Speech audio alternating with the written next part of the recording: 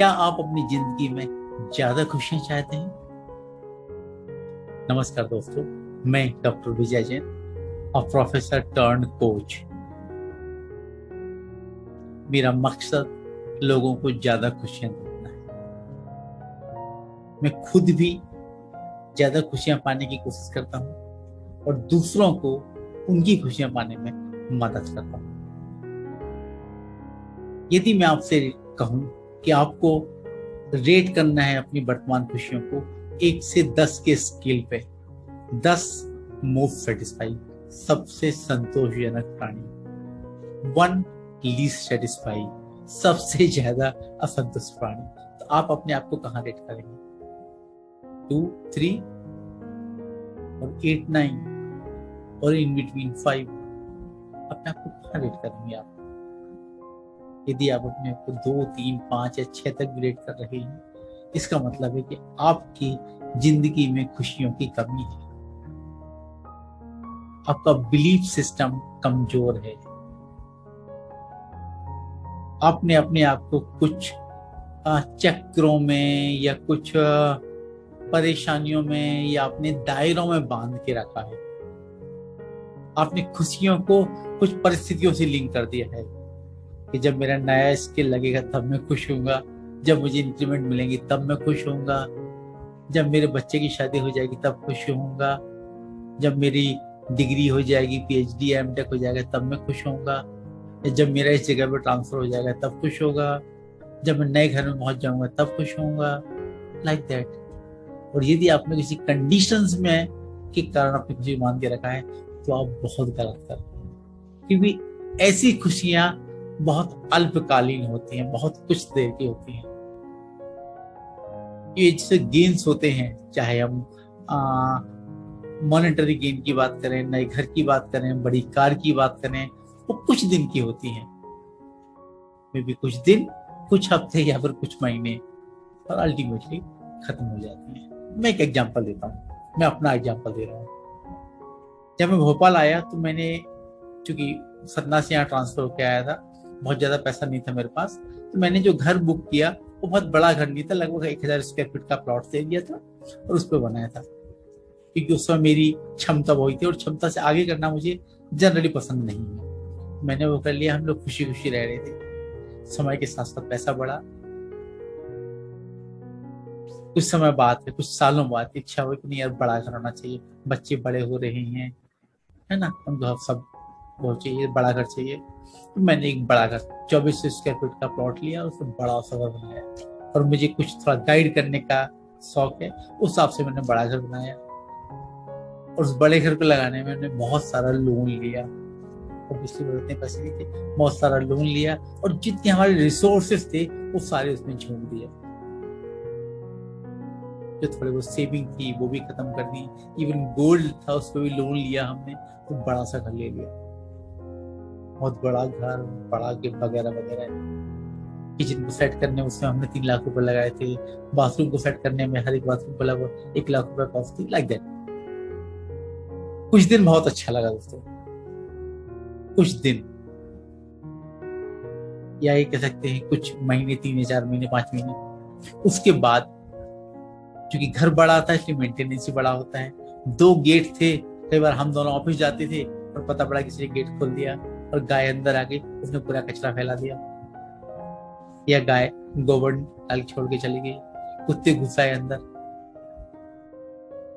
जो मेंटेनेंस इतना मुश्किल हो गया कि भाई एक बार काम करके जाती है, हम लोग परेशान होने लगे।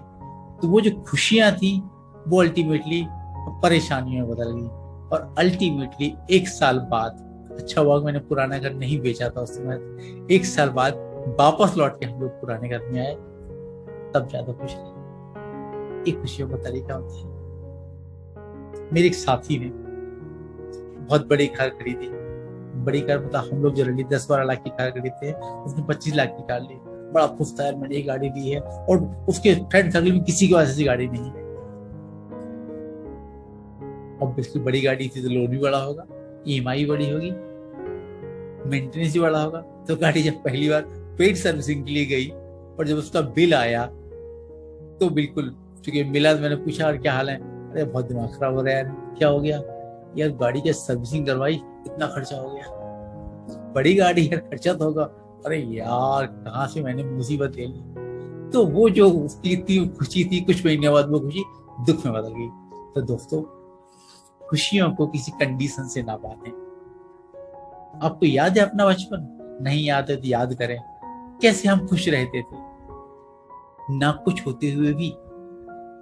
आज मैं अपने कॉलेज की फोटो देखता हूँ, हम लोग बैठते हैं तो ऐसा लगता था कि हम लोग क्या मतलब भूखे गरीब से नजर आ रहे सारे के सारे लोग। अपने कॉलेज की फोटो उठा के देखें, ये स्कूल की मिल जाए तो और अच्छी बात है। हम सब जो कपड़े थे, हमारा हेल्थ वगैरह वगैरह जो भी है, रहने का ढंग, ऐसा लगता ही नहीं कि वो हमारा कल है ना। या मतलब किसी अननोन व्यक्ति को दिखाया जाए तो मानने के लिए तैयार नहीं होगा कि वो आप हैं, है ना। लेकिन हम कितने खुश थे। आज आपके हो सकता है मल्टीपल होम्स होंगे, हो सकता है गाड़ियां, मल्टीपल गाड़ियां होंगी, सब कुछ है वो आपको चाहिए, बैंक में बहुत सारे पैसे होंगे, पता नहीं क्या क्या। लेकिन क्या आप उतने खुश हैं जितने तब थे? I can guarantee that 90% of cases खुश नहीं। हो सकता है कि 5 या 10% लोग उतने खुश होंगे, बाकी 90% लोग उतना। सब होते हुए भी मेरे ऐसे दोस्त हैं जिनके पास मल्टीपल होम्स हैं, बहुत सारा पैसा बैंक में है, बच्चे बहुत अच्छी पोजीशन में अच्छा अर्न कर रहे हैं, उसके बाद भी वो खुश नहीं है। क्यों भाई, अब क्या चाहिए यार?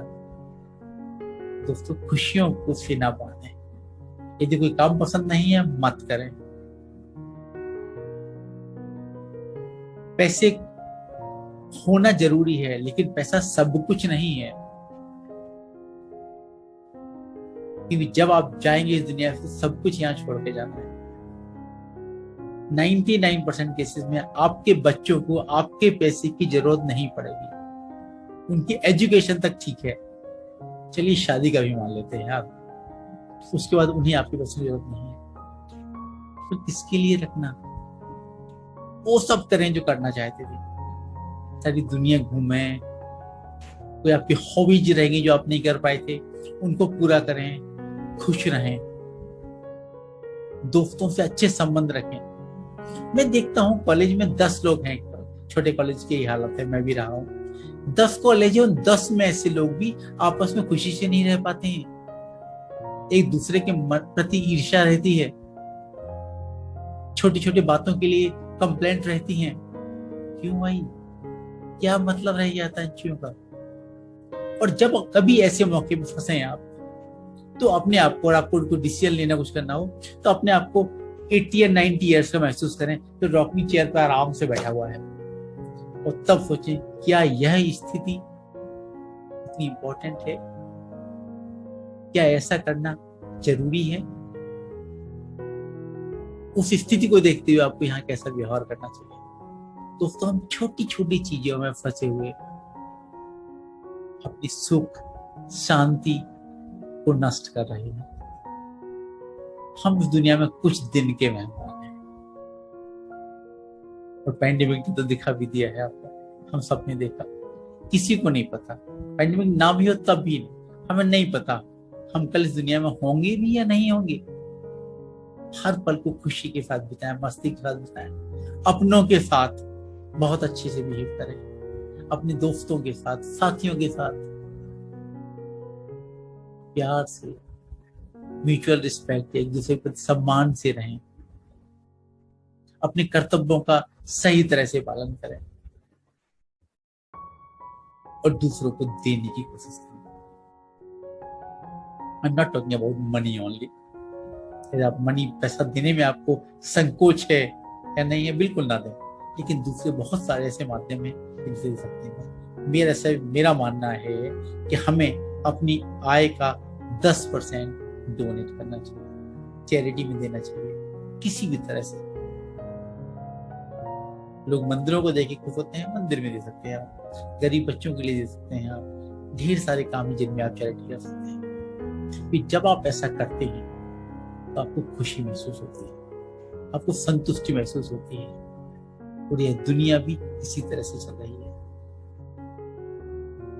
आप पाएंगे कि वो लोग ज्यादा खुश हैं जो ज्यादा देते हैं, ज्यादा लेने वाले नहीं।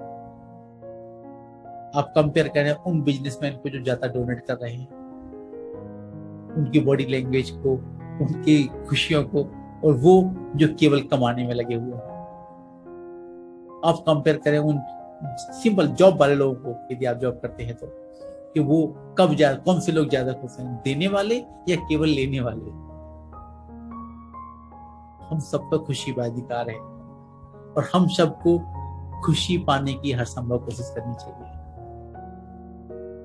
खुश रहें और दूसरों को खुश रहने में मदद करें, क्योंकि एक व्यक्ति खुशी, आप जानते हैं खुशी कंटेजियस होती है, कंटेजियस मतलब फैलती है। यदि आप खुश हैं तो ऑब्वियसली आप सामने वाले आसपास के लोगों को खुश रहने के लिए प्रेरित कर रहे हैं। और यदि आपके चेहरा बना हुआ है, किसी भी परेशानी झलका रहे हैं आप, गुस्सा दिखा रहे हैं आप, तो दूसरा व्यक्ति भी चाहते हुए भी नहीं मुस्कुरा पाएगा। तो आप खुश रहें, खुशी बांटने में समाज की, इस दुनिया की मदद करें, ये आपका बहुत बड़ा उपकार होगा।